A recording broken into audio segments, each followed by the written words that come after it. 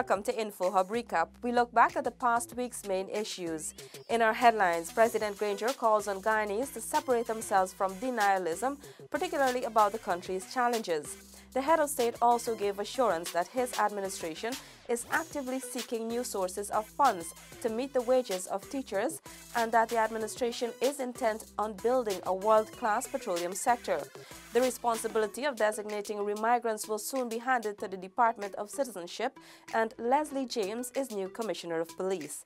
These stories and much more in this week's InfoHub Recap. On August 26, President David Granger called on Guyanese to separate themselves from denialism, particularly about the country's challenges. While speaking at the Coffee 250 State of the African Guyanese Forum, the president noted that recognizing that there are issues is a step towards finding solutions. Crystal Stahl has our first report. The head of state was at the time delivering the feature address at the Coffee 250 State of African Guyanese Forum, which was held at the Crichelo Labour College auditorium. He charged everyone to contribute to the crafting and implementation of plans to improve education, employment and empowerment in the country. We should not allow people to deny that there are problems, because that would obstruct us from searching for and implementing the correct solutions. Where there are problems, we must be courageous enough to admit there are problems and look for solutions.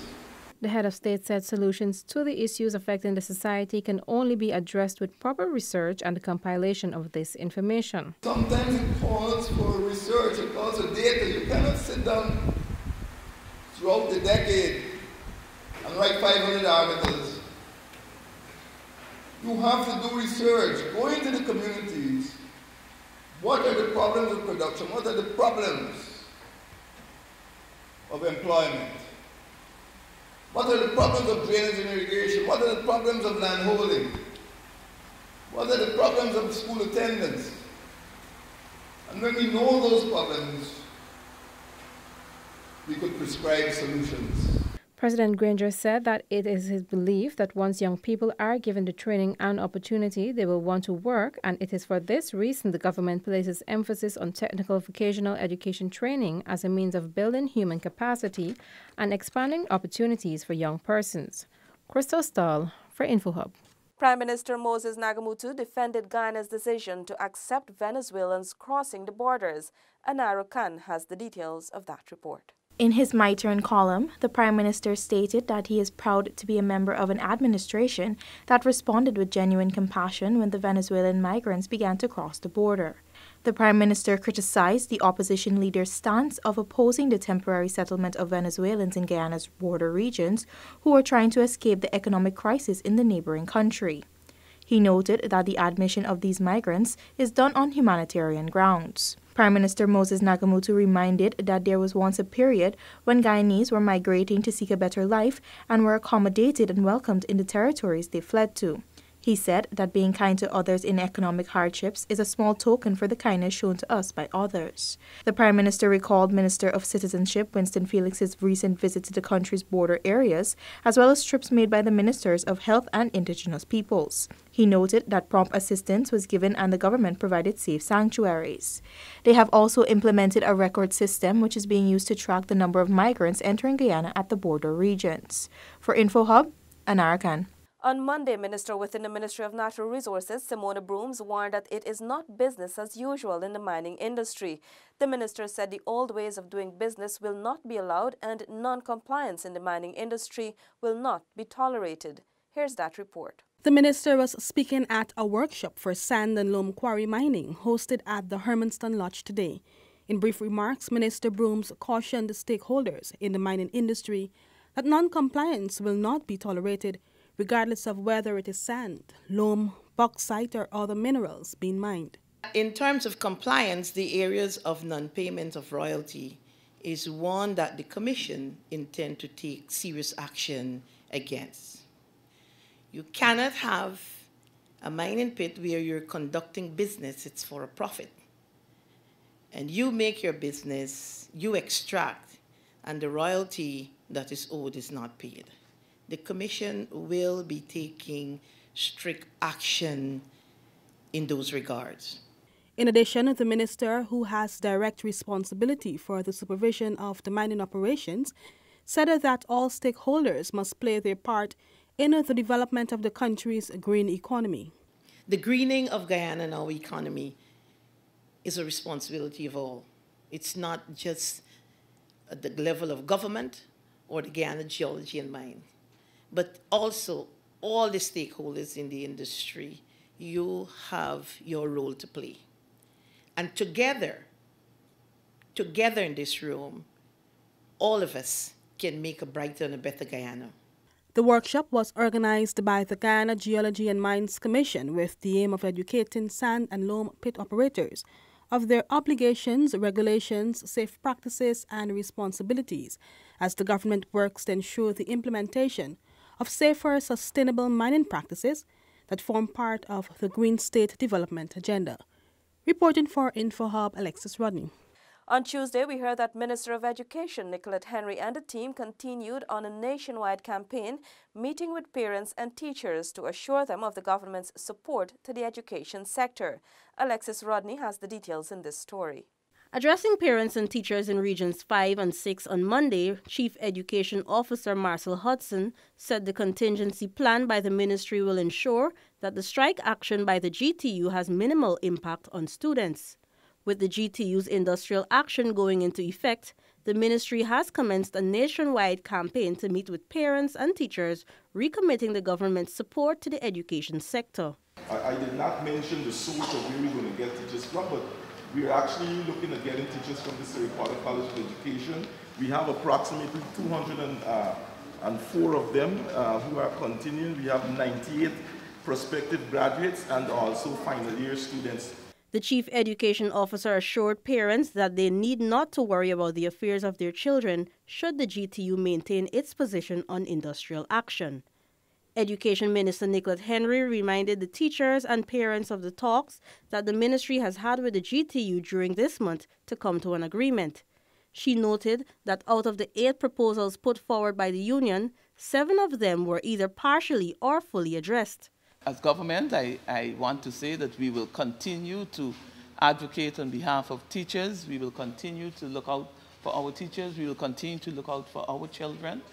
It is my responsibility and my duty to ensure that the school system functions, whether we have to have substitute teachers, alternate teachers, temporary teachers. We cannot. That's not one that you can play around with people's education. For InfoHub, Delicia Haynes. Earlier this month, Madhya was officially designated a town. Residents are now anticipating going to the polls in the November local government elections. Some persons share their thoughts with InfoHub. Contractor Abisha Trotman said Madhya becoming a town is a good initiative and encouraged his fellow residents to work towards it becoming a success. Central government, I think, need to place a lot of emphasis into putting certain infrastructure in place like our banks and these things. Nevertheless, the community has a lot of work to do. And I think we're capable, and we will work together to make sure that it's a success. Feroz Khan, who's been living in Madhya for the past 18 years, says it is great that the community is developing. This is what we're looking for a long time now. Like a salary improvements and job opportunity for the people, not just mining. Cassandra Borrow said she is excited about the township and the opportunities it will provide for young people. I'm happy that our kids here, the young people here, will be exposed to different programs, the institute, because so far our residents here, they have some children who are not, they cannot afford to go to Georgetown to further their studies and so on. Local radio announcer Lisa Lee says it's a big step for Madhya that will see a lot of development. I was born here, I grew up here, I did all of my schooling here, and I see this as a big moving forward for the people and other surrounding areas.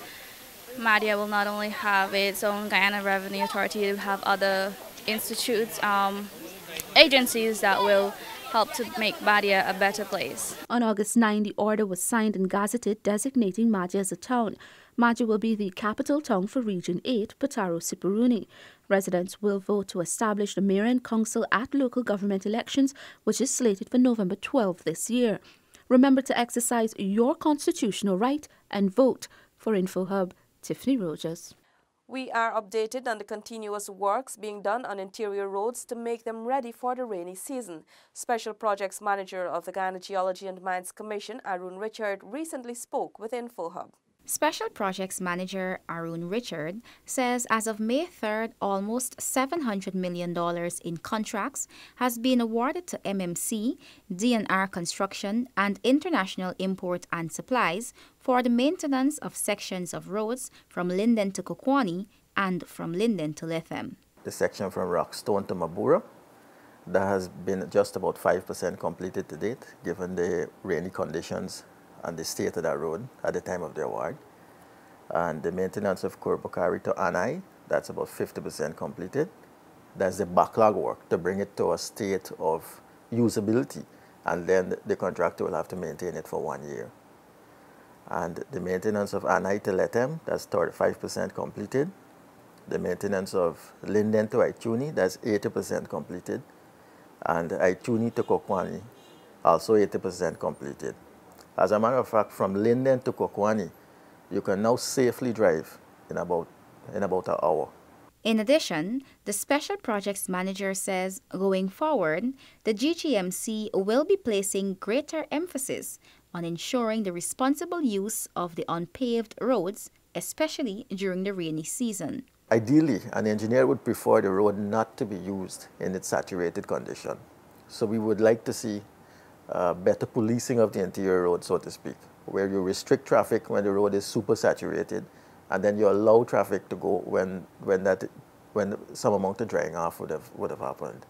And secondly, and probably even more importantly, is the adherence to load limits. According to Richard, the GGMC has traditionally rendered assistance to the mining community through road repairs and maintenance.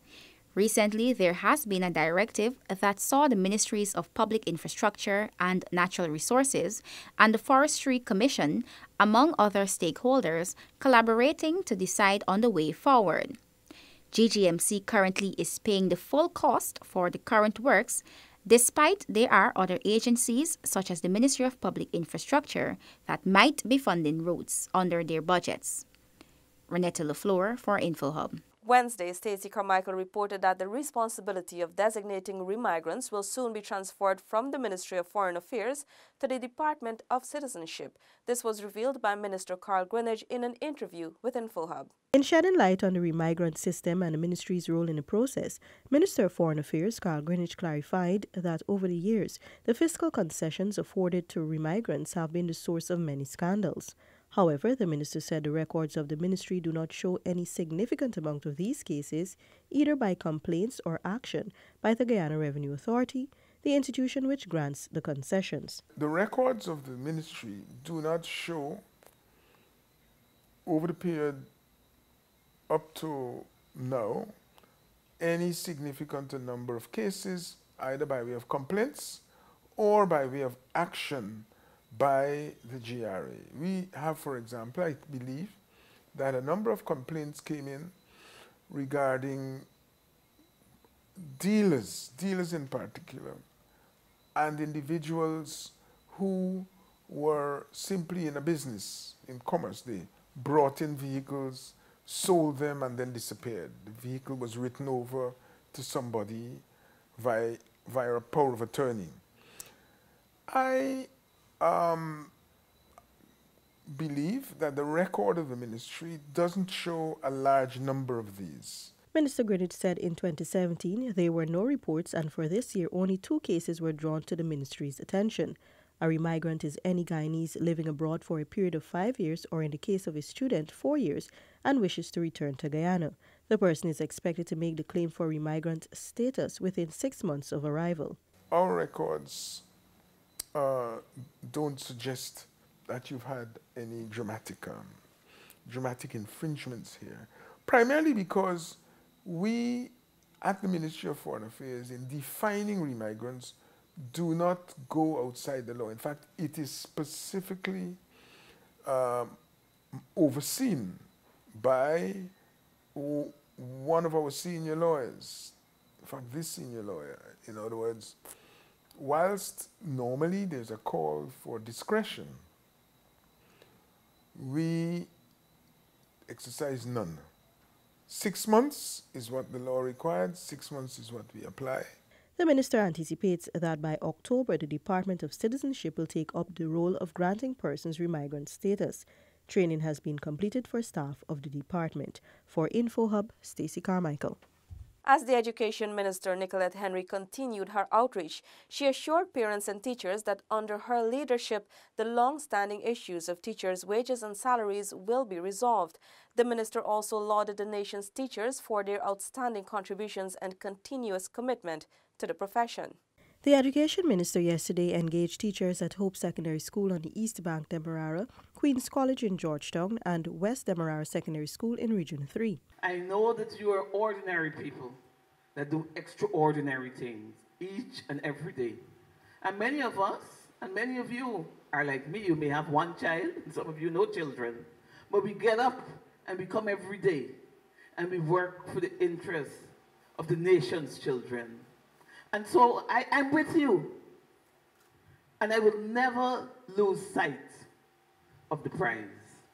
The minister and team have been meeting with teachers and parents to assure them of the government's steadfast support to the education sector in the face of the current GTU strike action. She assured that under her leadership, the issue of teachers' salaries will be resolved. This is a long-standing issue, and many of my predecessors were dealing with this issue. I'm not the first Minister of Education to address this issue, but I hope I will be the last one because I want to put this issue to rest. We will go all the way to resolve it, and we will resolve it amicably in the interest of the people of this country. Minister Henry expressed optimism that GTU and the government will find an amicable solution on the matter. I happen to be the Minister of Education, and it is my duty to ensure that we continue to make progress in this sector. I know that there will be times when there will be distraction and detractors, but that is life, that is politics, and that is how it works. Should the current strike action continue into the new school term, the ministry will be activating a contingency plan whereby 300 students of the Cyril Porter College of Education, CPCE, and a number of retired teachers will be utilized. The Ministry of Education and the GTU have been meeting to negotiate a multi-year agreement. More recently, the two sides met several times in August. Despite efforts by the government to meet at the bargaining table, the GTU has been steadfast in its position that government meets its demands and have commenced nationwide strike actions. For InfoHub, Stacey Carmichael. Renetta LaFleur updated us on the Sheriff Mandela Road upgrade project. When completed, Sheriff Street will remain 2 lanes, Mandela will be 4 lanes, and some new features will also be added. The contractor is currently cleaning all the canals and doing sand filling in order to facilitate the installation of the new pipes and fittings. Acting Project Manager for Donor Program at the Ministry of Public Infrastructure, Mark Green, said the first phase of the works includes the drainage and relocation of the pipes. Once you complete the drains and the pipe works, then we can start the embankment works, which is to excavate the earth. You can come up with the sand, the loam, the crusher on, and from that you'll get a surface prepared on which we'll build the sidewalk and the parking lanes. Once that is completed, we'll look to do. Then we can look to do the asphalt works, which is the pavement rehabilitation. When completed, Sheriff Street remains a 2-lane, while along Mandela Avenue will be a 4-lane. Green said the upgraded roads will be outfitted with new features, including cycle lanes, separate sidewalks, and smart traffic signals, among others. Along the roadway, there'll be a median. It's going to be very similar to what's on Carfest Avenue. So you won't have traffic being able to change lanes randomly and, end up in the path of an oncoming vehicle.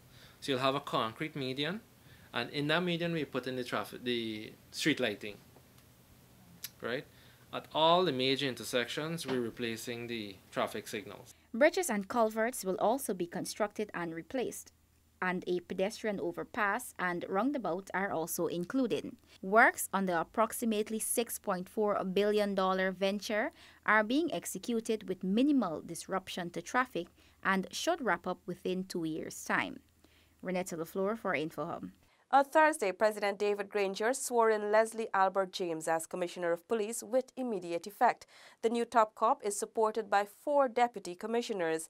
Senika Thorne brings us that report. Following consultations with the leader of the opposition today, President David Granger swore in Assistant Commissioner Leslie James as the new Commissioner of Police with immediate effect. Leslie James will be supported by 4 deputy commissioners: Lyndon Alves, Maxine Graham, Nigel Hoppy and Paul Williams. These appointments will also take immediate effect as of August 30, 2018. The 4 deputies will be responsible for 4 areas of the force. These are operations, administrations, law enforcement, and intelligence. President David Granger stressed that the office of the Commissioner of Police must be taken seriously because the very security of the state and the safety of the Guyanese people rest on the Guyana Police Force. The office of Commissioner of Police is not a toy, it's not a trinket, it is not a tool of political favor or patronage. The very security of the state, the safety of the Guyanese people rests on the police force and the officers who command it. And unless those officers are persons of integrity, of intelligence, and impartiality, this country will never be secure, and our women and children will never be safe. This country cannot move forward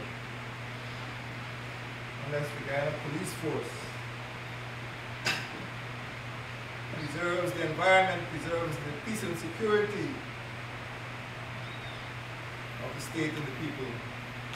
Commissioner James said that he will serve with dignity, maintain peace, and guarantee the safety of the Guyanese populace. I will endeavor to ensure that all the laws of Guyana are maintained, public peace is kept in a professional and unbiased manner. I will execute the office of Commissioner of Police.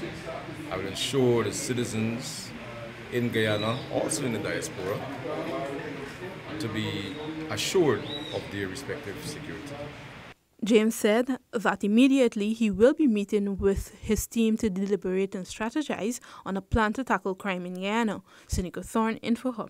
Thursday also saw the announcement of another major oil find by ExxonMobil offshore Guyana. This latest discovery in Guyana's waters is the 9th by the oil giant. Here are the details. The discovery of approximately 197 feet or 60 meters of high-quality oil-bearing sandstone reservoir at the Hammerhead 1 is the 9th discovery of oil in the Stabroek Block, offshore Guyana. President of ExxonMobil, Steve Greenlee, says the Hammerhead 1 discovery reinforces the potential of the Guyana Basin, where ExxonMobil is already maximizing value for all stakeholders through rapid phased developments and accelerated exploration plans. According to Greenlee, the development options for Hammerhead will consider ongoing evaluation of reservoir data, including a well test. Previous discoveries of approximately 4 billion oil-equivalent barrels discovered to date on the Stabroek Block at Liza, Liza Deep, Payara, Snook, Turbo, Ranger, Pecora, and Longtail, with the potential for up to 5 floating production, storage, and offloading vessels, producing more than 750,000 barrels per day by 2025. Hammerhead 1 is located approximately 13 miles or 21 kilometers southwest of the Liza 1. A second exploration vessel, the Noble Tom Madden, is due to arrive in Guyana in October to accelerate exploration of high-potential opportunities and will commence drilling at the Pluma prospect approximately 17 miles or 27 kilometers from Turbo. The Stabroek Block is 6.6 million acres or 26,800 square kilometers. ExxonMobil affiliate Esso Exploration and Production Guyana Limited is operator and holds 45% interest in the Stabroek Block. Hess Guyana Exploration Limited holds 30% interest, and CNOOC Nexen Petroleum Guyana Limited holds 25% interest. For InfoHub, Stacey Carmichael. On Friday, President David Granger addressed members of the local media where he fielded questions on a wide range of issues relating to government policies and programs and current events of national importance. The head of state said his administration is actively seeking new sources of funds to meet wages and salaries for teachers. President David Granger today expressed the belief that strike action by the teachers should be a last resort. The president said there is still room for mediation talks between the government and the Guyana Teachers Union, GTU. The head of state said, as was the case with the Gaisuco workers, government is currently looking at budgetary cuts to programs within various agencies and ministries to meet the initial payment to teachers. If mediation fails, we can go to arbitration. But I think it's premature to speak of a strike at this stage.